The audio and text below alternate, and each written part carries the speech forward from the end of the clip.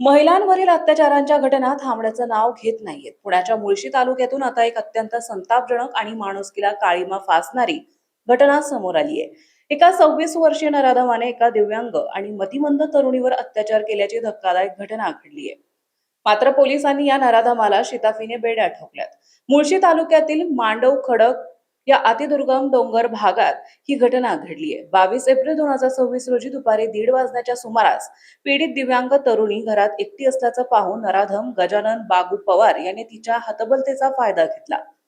शेजारीच राहणाऱ्या या नराधमाने तिच्यावर बळजबरीने बलात्कार केला आणि तो तिथून पसार झाला. या घटनेने संपूर्ण मुळशी तालुक्यात संतापाची लाट उसळली होती.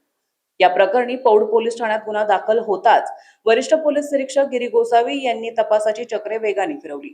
आरोपी हा दुर्गम डोंगराळ भागात राहणारा असल्याने त्याला शोधणे पोलिसांसमोर मोठे आव्हान होते. आरोपीचा शोध घेण्यासाठी सहाय्यक पोलीस निरीक्षक कदम आणि त्यांच्या पथकाने अनेक ठिकाणी छापे टाकले. पोलीस पथकाने आरोपीच्या नातेवाईकांकडे आणि तो जिथे काम करायचा अशा संभाव्य ठिकाणावर लक्ष केंद्रित केले. अखेर 7 मे 2026 रोजी पोलिसांना खात्रीशीर माहिती मिळाली की आरोपी गजानन पवार हा लोणावळा ग्रामीण पोलीस स्टेशनच्या हद्दीतील पवनानगर येथे लपवून बसला आहे.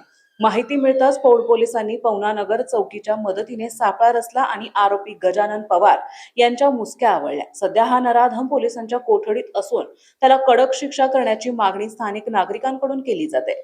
एकीकडे आपण प्रगतीच्या गप्पा मारतोय तर दुसरीकडे समाजात अशा विकृत मानसिकतेचे लोक वावरत आहे. या प्रकरणातील आरोपीला पोलिसांनी अटक केली असली तरी पीडितेला लवकरात लवकर न्याय मिळणे गरजेचे आहे.